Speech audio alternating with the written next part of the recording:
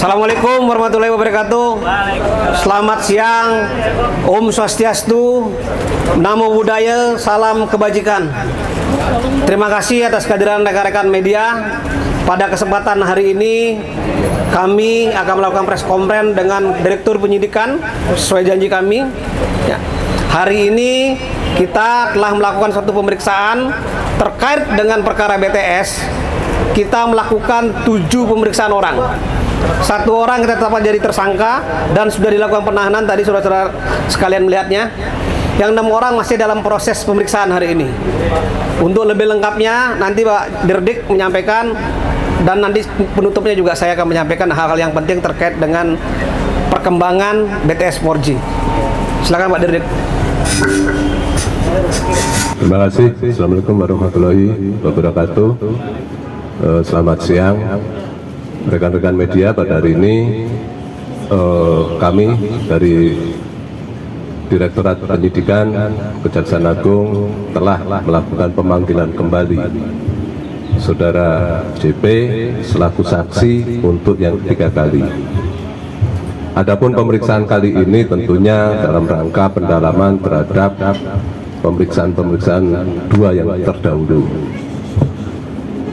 Berdasarkan hasil pemeriksaan pada hari ini, setelah kami evaluasi, kami simpulkan telah terdapat cukup bukti bahwa yang bersangkutan diduga terlibat di dalam peristiwa tindak pidana korupsi proyek pembangunan infrastruktur BTS 4G paket 1, 2, 3, 4, dan 5.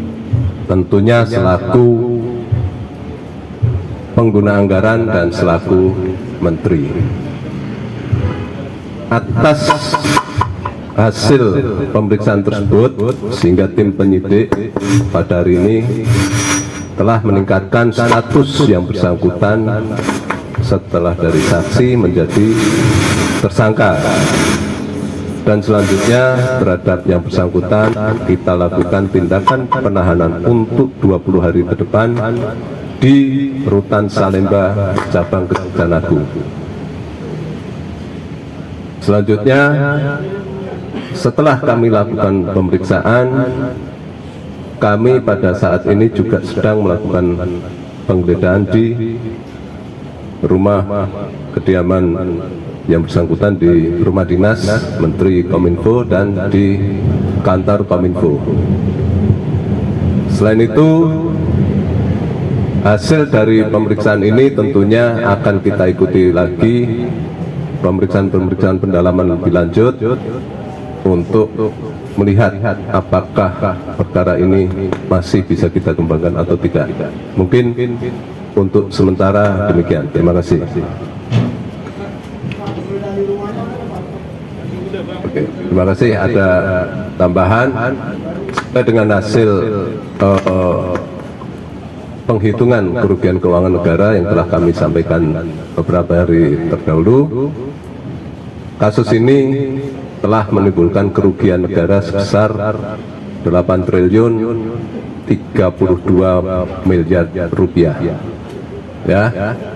Selanjutnya kami serahkan pada Bapak Kapus Pen. Rekan-rekan sekalian ya, bahwa kasus ini adalah kasus yang sangat strategis sesuai dengan program pemerintah. Ini adalah proyek diperuntukkan untuk orang banyak ya. Maka proyek ini ditempatkan di pusat-pusat yang terluar, terpencil dan terdalam dan terdepan ya. Sehingga ini sangat-sangat dibutuhkan sekali oleh masyarakat, terutama yang mereka tinggal tadi. Untuk itu, kedepannya proyek ini tidak akan berhenti sampai di sini setelah dilakukan satu penyidikan.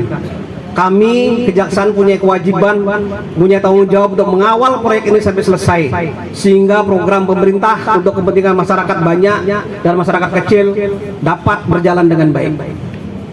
Ya, sekarang saya buka pertanyaan. Jangan rebutan. Sebentar, kamu nanya dulu. Saya Taufik dari cnnindonesia.com. Izin bertanya Pak terkait dengan kasus ini. Kan tadi disebutkan bahwa kerugian negara dalam kasus ini mencapai 8 triliun. Apakah sudah diketahui berapa nilai korupsi yang dimanfaatkan atau diambil sendiri oleh Johnny J Plate? Itu yang pertama. Yang kedua, apakah ada aliran dana terkait ke parpol beliau gitu? Ya, terkait dengan aliran dana dan sebagainya tentu saja saat ini masih kita dalami dan nanti tunggu saja. Makanya kami juga setelah menetapkan tersangka ini kegiatannya tidak berhenti begitu saja. Kita masih melakukan pengumpulan alat bukti yang lain. Ya, kalau nanti ketemu pasti akan kami sampaikan. Ya. Parpol Pak, aliran dana masuk parpol juga di dalamnya juga Pak. Masih berlangsung Pak penggeledahannya Pak. Penggeledahan sedang berjalan. Pasalnya pasal 2 dan pasal 3 Undang-Undang Tindak Pidana Korupsi. Yunto pasal 55 ayat 1 ke 1 KUHP.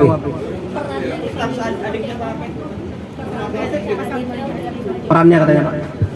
Ya, perannya tadi kan sudah sampaikan bahwa yang bersangkutan diperiksa diduga keterlibatannya dalam terkait dengan jabatan yang bersangkutan selaku menteri dan selaku pengguna anggaran. Ya. Ada lagi? Terkait pencairan anggaran dia juga terlibat nggak Pak dalam penetapan tersangka kali ini? Kita masih mendalami semua, ya, dari hasil pemeriksaan BPKP kemarin disampaikan oleh Pak Jaksagung dan Kepala BPKP. Ini kita pelajari dulu, ya, kita klarifikasi hasil pemeriksaannya, apakah ada aliran, apakah ada tadi digunakan untuk kepentingan lain, tentu masih ada dalam tahap didalami sama teman-teman penyidik. Pak, terkait info yang minta sumbangan 500 juta Ini Pak apa? setiap minggunya.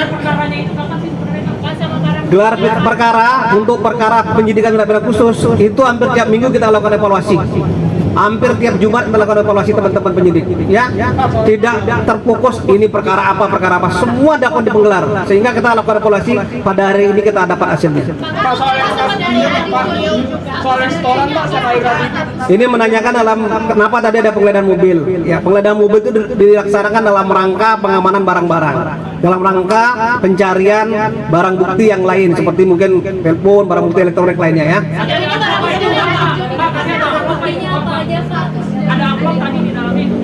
Nanti kita pelajari apa isinya ya. Kan semua yang masuk ke kejaksaan kan perlu kita lakukan clearing ya, perlu kita lakukan pembersihan biar tidak terjadi apa-apa ya. Belum, nanti kita dalami semua. Berarti lagi diperiksa saat ini Pak, masih di dalam? Ada 6 saksi dari 7 saksi tadi. Nanti kita sampaikan, ya. Jam 2 kita sampaikan semua hasil pemeriksaannya, belum terrilis. Mengkonfirmasi tadi yang 500 juta yang diminta Setoran oleh sama dari JJ. Kita masih dalam pendalaman, satu-satu. Pak, apakah ada sesuatu yang disita Pak dari Pak Plate? Apakah ada pembekuan aset atau rekening yang dilakukan ke kejaksaan juga? Terus kemudian boleh dikasih tahu skemanya sedikit Pak, kami dari CNN Indonesia TV. Ya, ini semua masih dalam proses ya, terkait dengan tadi penyitaan ini masih sedang berjalan karena penyidikan ini masih dalam proses berjalan semua. Silakan Pak. Indikasi TPPU ada Pak? Ya, jadi begini ya. Pada saat ini fokus dari pengungkapan peristiwa pidana korupsi, kita selain penindakan juga pemulihan kerugian negara. Tentunya kegiatan penelusuran aset kita lakukan jauh sebelum hari ini. Itu sudah kita lakukan dan beberapa sudah kita lakukan penyitaan. Dan itu sudah kami sampaikan kan. Nah, ini tentu saja masih bergulir semua. Tapi ada satu titik poin yang harus kita cermati bersama di dalam kasus ini. Kita ingat peristiwa ini dana yang digulirkan proyek senilai 10 triliun sekian. Kerugian negaranya 8 triliun sekian. Nah, ini mungkin harus kita cermati bersama bahwa ini bukan peristiwa pidana biasa. Mungkin demikian ya. Ada di TPPU? Saya kira itu ya rekan-rekan sekalian ya, pertemuan pada siang hari ini ya, biar nggak berpanjang lebar lagi ya. Sekian dan terima kasih, saya tutup press conference pada siang hari ini. Assalamualaikum warahmatullahi wabarakatuh dan Om Sanjati Om.